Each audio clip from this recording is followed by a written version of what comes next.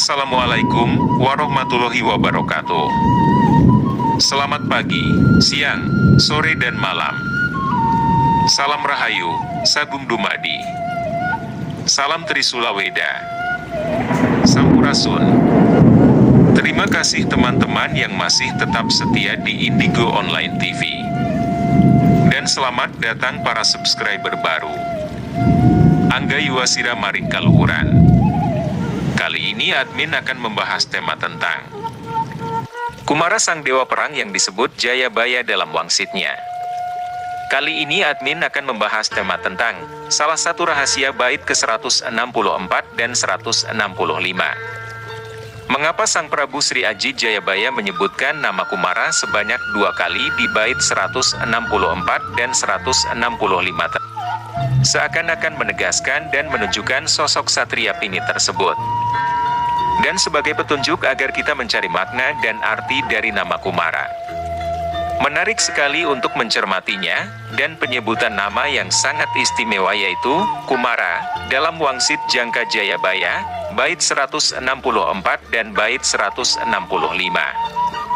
Sebagaimana kita ketahui, wangsit Jayabaya bergaya bahasa metafora, di mana suatu figur, karakter ataupun situasi yang disampaikannya, sebagian besar bahkan mungkin semuanya, adalah bentuk analogi gambaran dan perumpamaan, yang harus diterjemahkan terlebih dahulu, agar dimengerti maknanya dan arti sesungguhnya. Bisa jadi itu adalah nama tokoh dalam suatu ramalan dan kitab suci agama tertentu. Bisa juga itu adalah suatu nama dalam cerita legenda atau mitologi dari para dewa-dewa. Berikut ini bunyi bait 164 dan 165 dalam wangsit Jayabaya. Bait 164 Putra Kinasih Swargi Kang Jumeneng ing Gunung Lawu, Hia Yai Betara Mukti, Hia Krisna, Hia Heru Mukti. Mumpuni saka behing laku. Nugel tanah Jawa kaping pindo. Ngerahake jin setan. Kumara Prewangan, para lelembut ke bawah perintah Saiko Proyo. Kinen ambantu manungso Jawa pada asesanti Trisula Weda. Landepe Triniji Suci. Bener, jejek, jujur. Kaderika kesabdo palon lan noyo genggong. Terjemahan dan artinya adalah, putra kesayangan almarhum yang bermukim di Gunung Lawu. Yaitu Kia Batara Mukti, Ya Krisna, Ya Heru Mukti. Menguasai seluruh ajaran, ngelmu. Memotong tanah Jawa kedua kalinya. Mengerahkan jin dan setan. Kumara Prewangan. Arti Kumara bisa diterjemahkan sebagai dewa perang, panglima perang, atau masih muda. Sedangkan Prewangan artinya makhluk gaib atau makhluk halus seperti jin dan lain-lain. Kalimat selanjutnya yakni, seluruh makhluk halus berada di bawah perintahnya bersatu padu. Membantu manusia atau orang Jawa, berpedoman pada Trisula Weda. Tajamnya Tritunggal nan suci. Benar, tegak lurus, jujur. Didampingi sabdo palon dan noyo genggong. Bunyi bait ke-165. Pendak Suranguntapa Kumara. Kang wus katon nembus dosane. Kade pake ngarsaning sang kuasa. Isih timur kaceluk wong tua. Paringane Gatot Kaca Sayuta. Artinya, tiap bulan surah sambutlah Kumara yang sudah tampak menebus dosa di hadapan Sang Maha Kuasa, masih muda sudah dipanggil orang tua warisannya Gatot Kaca Sejuta. Kata Kumara yang disebut dalam bait 164 merujuk pada makna pemuda. Dalam bahasa Sanskerta, Kumara artinya anak laki-laki pemuda pangeran. Sementara itu, Kumara yang disebut dalam bait 165 memiliki dua arah pemaknaan, yakni pertama, bermakna pemuda, yang secara jelas diisyaratkan dalam kalimat, masih muda sudah dipanggil orang tua. Yang kedua menurut admin, sangat mungkin merujuk pada Kumara sang dewa perang, dalam tradisi Hindu. Kumara adalah putra sulung Dewa Siwa. Pertimbangan bahwa sebutan nama, Kumara, dalam bait 165, merujuk pada dewa perang dalam tradisi Hindu, dikuatkan adanya kalimat, bergelar pangeran perang, dalam bait sebelumnya yaitu, bait 163. Di sisi lain, sebutan pangeran perang Sejalan pula dengan makna kata Kumara dalam bahasa Sanskerta yang artinya juga pangeran. Admin akan menyebutkan kutipan bait 163 sebagai berikut ini. Apa para pangeraning perang? Tan pokro anggoning nyandang. Ning ia bisa nyembadani ruwet. Rentenging wong sak pirang-pirang. Sing pada nyembah reca endhaplang. Cina eling seh-seh kalih pinaringan. Sabda hia gidang-gidrang. Artinya, bergelar pangeran perang. Kelihatan berpakaian kurang pantas. Namun dapat mengatasi keruwetan orang banyak. Yang menyembah patung, yang membentangkan kedua tangan. Cina ingat suhu-suhu atau leluhur dan pesan yang diberi, lalu melompat ketakutan. Menarik sekali bukan betapa Prabu Jayabaya melukiskan sosok satria dengan gaya tulisan yang dalam dan penuh arti. Saking istimewa satria, sang Raja Kediri tersebut menyebutkan dengan banyak sekali nama-nama, sebagai perumpamaan dan petunjuk tentang sifat-sifat dan ciri-ciri yang harus dimiliki oleh satria tersebut. Khususnya pada tema yang admin bahas saat ini, istimewa sekali bukan nama Kumara. Karena diulang sebanyak 3 kali, pada bait yang sejajar dan berurutan. Jarang sekali Prabu Jayabaya menyebutkan satria dengan 3 nama yang memiliki arti yang sama atau satu orang dan sosok. Benang merah antara bait ke-163, 164, 165. Terletak pada kalimat pangeran perang dan Kumara, yang artinya sama saja atau satu sosok. Kumara dalam tradisi Hindu dan dalam teks-teks kuno India, dikenal dengan banyak nama. Tapi yang paling populer di antara kesemua nama itu adalah Muruga, Skanda, Kartikeya, dan Subrahmanya. Kumara adalah putra sulung Dewa Siwa. Sebagian besar versi cerita tentang Kumara menyebutkan bahwa para dewa berharap Kumara dilahirkan ke dunia untuk menghancurkan iblis Taraka, yang telah diberikan anugerah luar biasa tetapi hanya akan bisa dibunuh oleh seorang putra Siwa. Kumara adalah salah satu dewa terpenting dan merupakan figur dewa yang populer dari sejak zaman kuno. Jejaknya dapat ditelusuri hingga ke zaman Weda, pertengahan milenium kedua sampai pertengahan milenium pertama sebelum Masehi. Referensi kuno mengenai Kumara dapat ditemukan dalam Rig Veda, Purana, Natya Shastra, Vyarana, dan masih banyak lainnya. Jadi, jika ditinjau menurut maknanya dalam bahasa Sanskrit, Kumara dan Skanda sama-sama berarti pangeran. Makna Kumara dalam Natya Shastra, teater dan dramaturgi. Kumara mengacu pada pangeran yang berjenggot semasru yang merepresentasikan vicitra atau kecerdasan di tingkat terbaik. Apa yang disajikan terlihat sangat tidak biasa, sangat aneh, dan menimbulkan rasa penasaran karena keluar biasaannya. Dalam Naya Sastra bab 35, Kumara yang mengacu pada peran pangeran didefinisikan sebagai tokoh dari jenis terbaik yang memiliki mata dan alis yang indah, dahi, hidung, bibir, pipi, wajah, leher, dan setiap anggota tubuh lainnya terlihat indah. Memiliki penampilan yang menyenangkan, gaya berjalan yang bermartabat, tidak gemuk atau kurus, berperilaku baik, bijaksana dan teguh secara kodrati. Kumara, menurut lontar tutur Kumara Tatwa. Lontar cerita dan ramalan dalam tradisi Bali. Kata Kumara dalam lontar tutut Kumara Tatwa, merujuk pada Dewa Kumara. Selain itu Kumara dalam teks ini dapat pula dimaknai sebagai suatu kehidupan yang tidak mengalami perkembangan atau tetap menjadi remaja, dalam arti tidak menua oleh umur dan usia.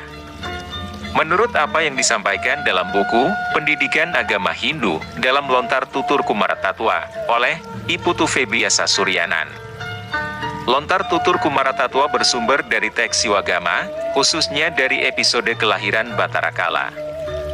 Episode ini bercerita tentang ketika Batara Kala lahir, Batara Siwa memberikan anugerah kepada Batara Kala, yaitu boleh memangsa setiap orang yang lahir bertepatan dengan wuku atau tumpek wayang. Kemudian tanpa terduga lahir Batara Kumara yang bertepatan dengan Tumpek Wayang, yang berarti bahwa Batara Kala boleh memangsa Batara Kumara.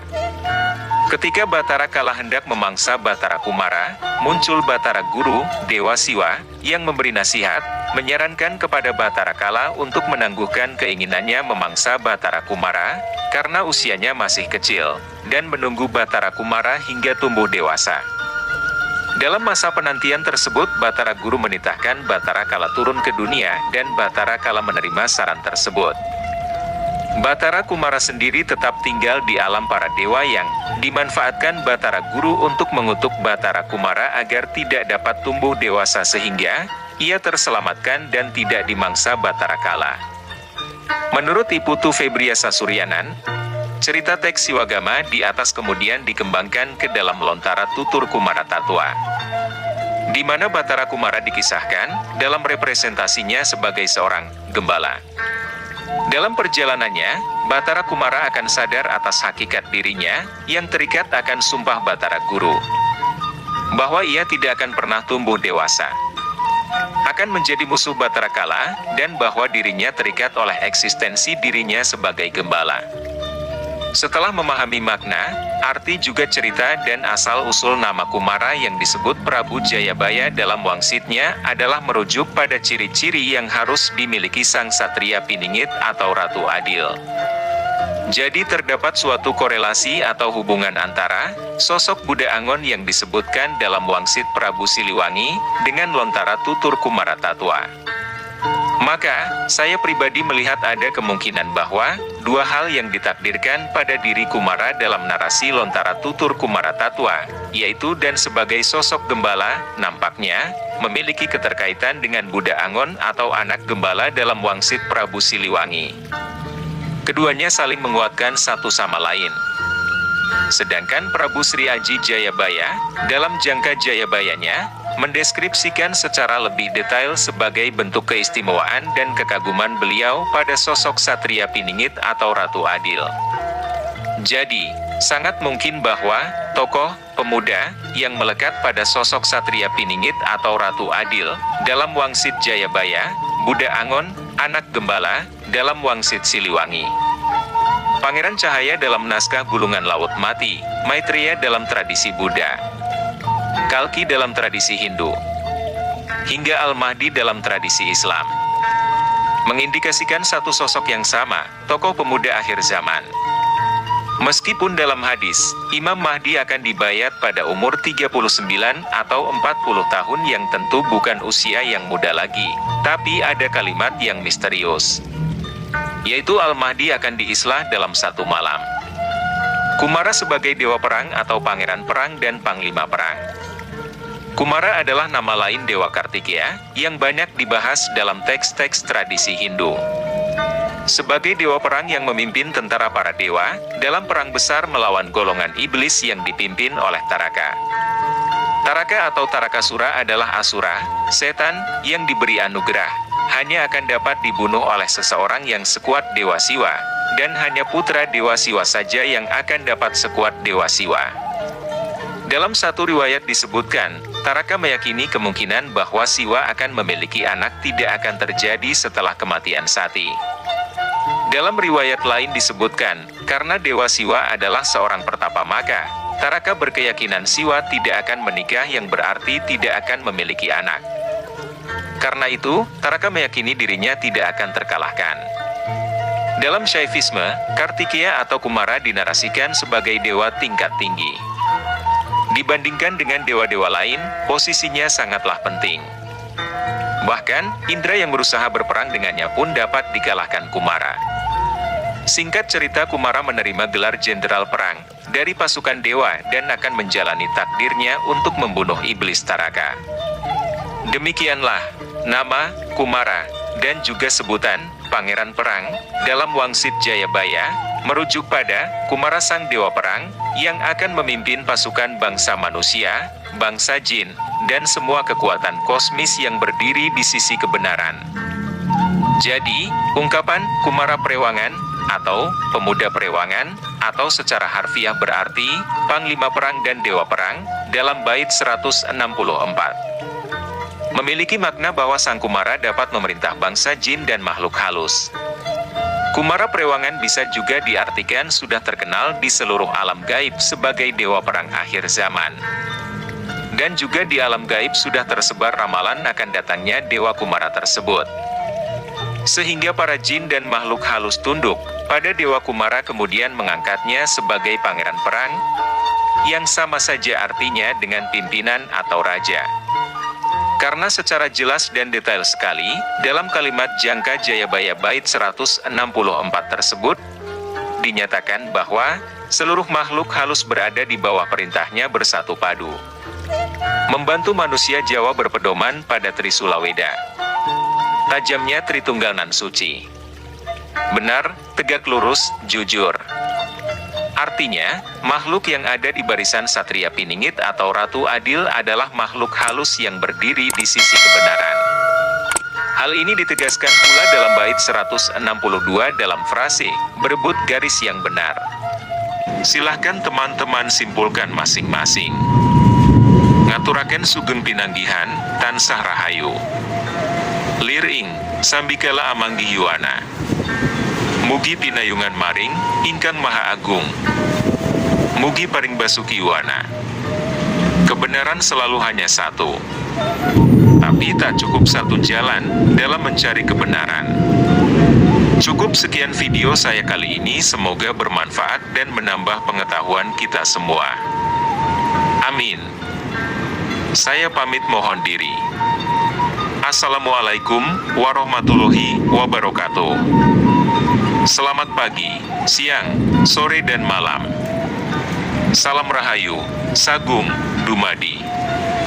Salam Trisula Weda. Sampurasun.